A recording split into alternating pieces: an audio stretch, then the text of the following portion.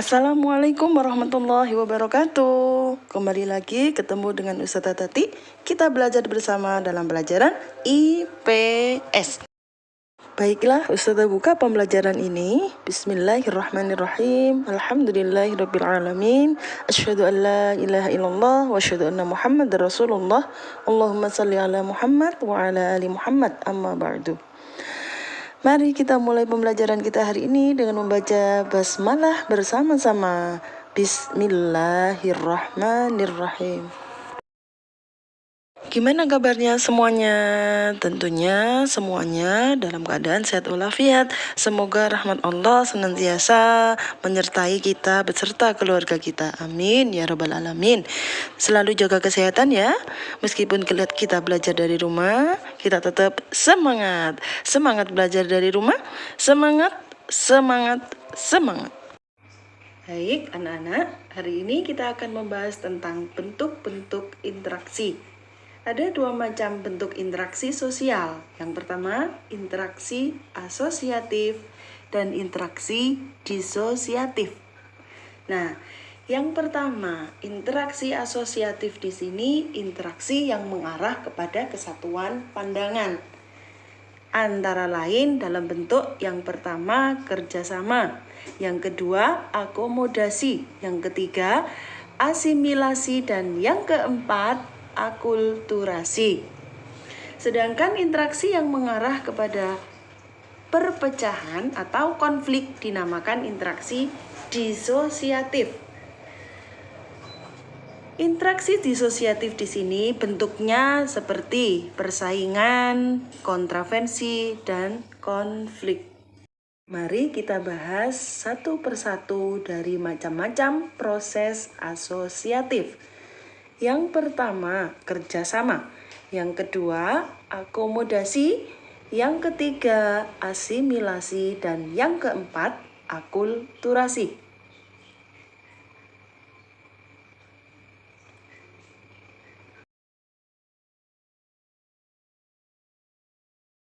Kerjasama. Kerjasama adalah suatu usaha bersama antara orang perorangan atau kelompok manusia untuk mencapai tujuan bersama. Mari kita saksikan di layar contoh dari sebuah kerjasama.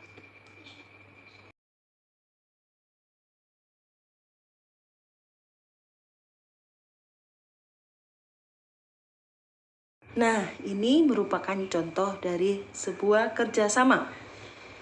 Dengan usaha bersama-sama akan mencapai sebuah hasil yang memuaskan. Sebagaimana firman Allah dalam Al-Quran, surat Al-Maidah ayat 2. Dan bertolong-menolonglah kamu di dalam kebaikan, dan jangan bertolong-menolong di dalam perbuatan dosa dan permusuhan. Kerjasama itu sendiri mempunyai beberapa bentuk. Ada yang tahu? Nah, pinter. Yang pertama adalah kerukunan. Wujud dari kerukunan tersebut mencakup gotong royong dan tolong-menolong. Selanjutnya, bentuk dari kerjasama yang kedua adalah bargaining. Perjanjian pertukaran barang dan jasa, seperti barter. Yang ketiga, bentuk dari kerjasama tersebut antara lain adalah kooptasi, penerimaan unsur-unsur dalam sebuah kepemimpinan. Adalah koalisi, kerjasama antara dua organisasi atau lebih untuk mencapai tujuan yang sama. Terakhir, yang kelima, joint venture. Kerjasama dengan pihak lain dalam pengusahaan proyek-proyek tertentu. Contohnya penambangan batu bara, PT Freeport, dan lain-lain.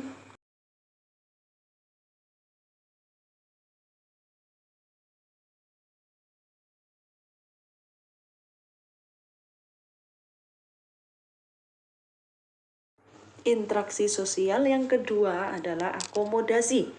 Akomodasi di sini adalah sebuah proses penyesuaian individu atau kelompok manusia yang semula saling bertentangan sebagai upaya untuk mengatasi ketegangan. Nah, akomodasi juga dapat diartikan sebagai upaya untuk menghindarkan atau mengakhiri konflik atau sebuah pertikaian. Nah, jadi bentuk akomodasi ini sendiri seperti meredam, ya. Jadi tidak ada yang saling dirugikan. Diselesaikan dengan cara tanpa menghancurkan pihak lawan atau tidak ada yang dirugikan di antara mereka. Nah, bentuk dari akomodasi di sini ada beberapa bentuk. Ada koersi, kompromi, arbitrasi, mediasi, toleransi, dan adjudikasi. Nah, bentuk dari kompromi. Kompromi tersebut akomodasi yang terjadi karena pihak yang bersengketa saling mengurangi tuntutannya agar tercapai kesepakatan. Jadi kedua belah pihak di sini saling mengurangi tuntutannya, damai. Yang kedua, koersi. Bentuk akomodasi yang prosesnya melalui pelaksanaan secara fisik maupun psikologis. Nah, salah satu pihak berada dalam posisi yang lemah. Itu kursi. Ya. Kemudian selanjutnya, bentuk dari akomodasi yang ketiga. Nah, sekarang interaksi sosial yang ketiga, interaksi sosial asosiatif dalam bentuk asimilasi. Jadi asimilasi di sini pengertiannya merupakan sebuah upaya untuk menghadapi sebuah perbedaan demi sebuah kebersatuan. Nah, istilah kuno untuk perkawinan di antara etnik. Misalnya, orang berbeda ras, berbeda suku, atau mungkin perbedaan antar negara. Nah, berikut adalah contoh perkawinan campuran. Selanjutnya, akulturasi adalah bentuk interaksi sosial asosiatif yang terakhir, yaitu yang keempat. Akulturasi di sini sebuah proses sosial yang timbul suatu kebudayaan bertemu dengan kebudayaan yang lain. Lambat laun kebudayaannya sendiri tetap, tetapi tidak menghilangkan kebudayaan yang asli. Jadi kebudayaan yang baru itu bisa diterima, namun kebudayaan yang asli tetap tidak hilang atau tidak luntur. Nah, ini contoh dari akulturasi. Masjid Agung Demak, sebuah masjid namun arsitekturnya masih berbau Hindu pada saat sebelum Islam masuk. Nah, itu tadi kita sudah belajar materi bab 2 subtema kedua, yaitu bentuk-bentuk dari interaksi sosial. Poin 1 tentang interaksi sosial asosiatif. Untuk interaksi sosial yang disosiatif, kita akan lanjutkan pada pertemuan berikutnya. Untuk pertemuan kita kali ini, Ustazah cukupkan sekian. Semoga semuanya dapat memahami. Bila ada pertanyaan, silakan via WA chat ke Ustazah Tati. Materi ini akan Ustazah upload di Google Classroom IPS kelas 7 Ustazah Tati.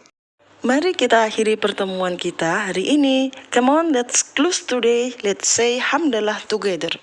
Alhamdulillahi Rabbil Alamin.